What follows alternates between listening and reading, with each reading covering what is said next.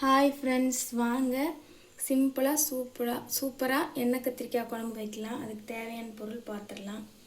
1 cup சின்ன வெங்காயம், வெந்தயம், கருவேப்பிலை தாளிப்புக்கு. இந்த ஸ்பூனில் 2 ஸ்பூன் மல்லிகைத்தூள், 300 கிராம் தக்காளி, 1/2 கிலோ கத்திரிக்காய். இந்த குட்டி ஸ்பூனில் 1 ஸ்பூன் ஜீரகத்தூள், 1/2 ஸ்பூன் மஞ்சத்தூள். இது இந்த ஸ்பூனில் 1/2 ஸ்பூன் மிளகாய்த்தூள், எலுமிச்சங்காய் அளவுக்கு ஒரு புளி, ஒரு தேங்காய், தாளிப்புக்கு தேவையான எண்ணெய். நான் 8 பேர்த்துக்கு இன்றைக்கி குழம்பு வைக்க போகிறேன். நீங்கள் எவ்வளோ தேவையோ அதுக்கு தகுந்த மாதிரி கம்மி பண்ணிக்கோங்க. இப்போ கத்திரிக்காய் நம்ம அறுத்துருக்கோம் இல்லையா, கத்திரிக்காய் அறுத்த ஒன்றையும் நம்ம வணக்கிடணும், இல்லைன்னா கத்திரிக்காய் கருப்பாயிரும். நான் ஒரு கடாயை வச்சுருக்கேன், கடாயை வச்சுட்டு வணக்கலாம் வாங்க. இப்போ கடாய் சூடாயிருச்சு. நான் இந்த ஸ்பூனில் 4 டேபிள் ஸ்பூன் எண்ணெய் ஊற்றுறேன். எண்ணெய் ஊற்றிட்டு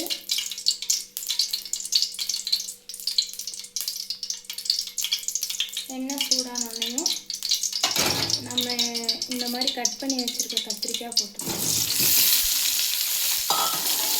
போட்டு கத்திரிக்காய் மேலே அப்படியே கலர் மாறும். அந்த கலர் மாறுற வரையும் நம்ம கத்திரிக்காயை நல்லா வணக்கிக்கலாம். கத்திரிக்காய் நல்லா வணக்கி செஞ்சோம்னா டேஸ்ட்டு சூப்பராக வேறு லெவலில் இருக்கும். அப்புறம் புளியை கழுவி அதுக்கப்புறம் ஊற வைங்க. நம்ம கத்திரிக்காயை வணக்கிட்டு வந்துடலாம். இந்த கத்திரிக்காயை வணக்கிற கேப்பில் நம்ம போய் தக்காளியை அரைச்சிட்டு வந்துடலாம். இப்போ பாருங்கள், கத்திரிக்காய் எப்படி கலர் மாறிடுச்சு. இந்த அளவுக்கு வந்தோடனையும் கத்திரிக்காய் எடுத்து நம்ம ஒரு பிளேட்டில் போட்டுக்கலாம். கத்திரிக்காய் வணங்குறதுக்குள்ளே நான் தக்காளி அரைச்சிட்டேன், தேங்காயும் உடச்சி அரைச்சிட்டு வந்துட்டேன். நான் 8 பேர்த்துக்கு செய்கிறனால ஒரு தேங்காய் போட்டிருக்கேன், 300 கிராம் தக்காளி போட்டிருக்கேன். நீங்கள் 4 பேர்த்துக்கு செய்கிற மாதிரி இருந்தால் 150 கிராம் தக்காளி, 1/2 மூடி தேங்காய் போட்டுக்கோங்க.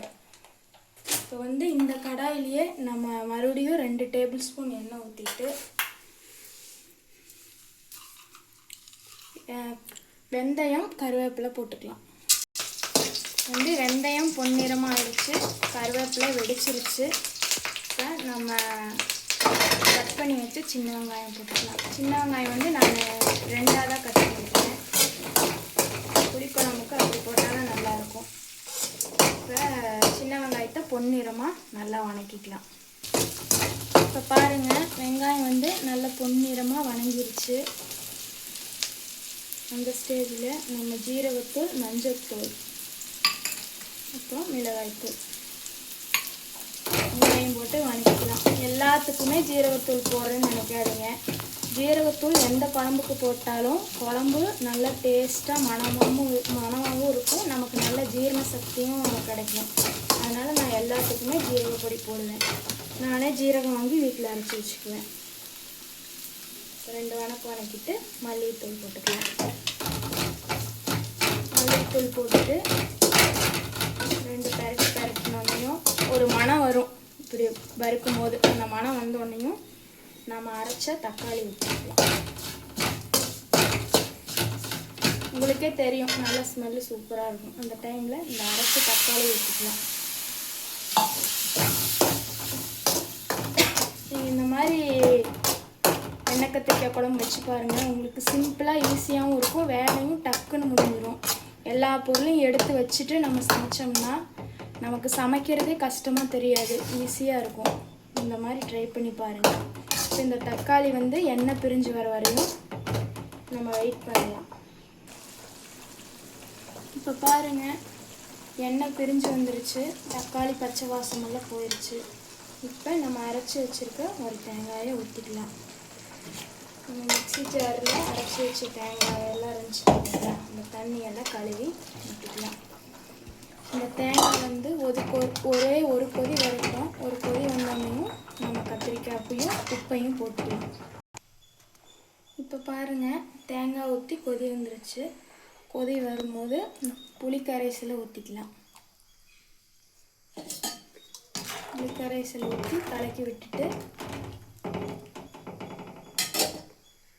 நம்ம தேவையான அளவு உப்பு போட்டுட்டு இந்த கத்திரிக்காயும் போட்டுக்கலாம்.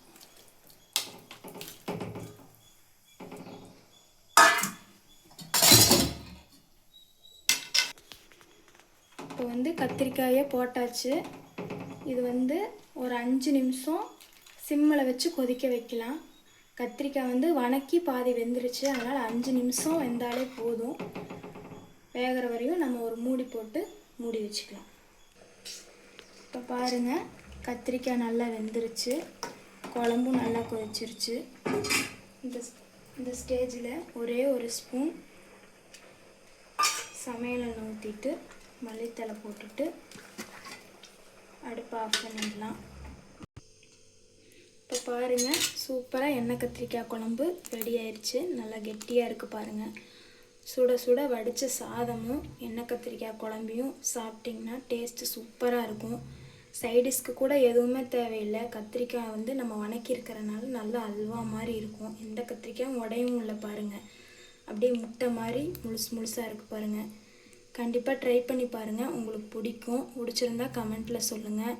எங்கள் வீடியோவை பாருங்கள், எங்கள் சேனலுக்கு சப்போர்ட் பண்ணுங்கள், எங்கள் சேனலை சப்ஸ்கிரைப் பண்ணுங்கள். அடுத்த வீடியோவில் பார்க்கலாம். பாய்.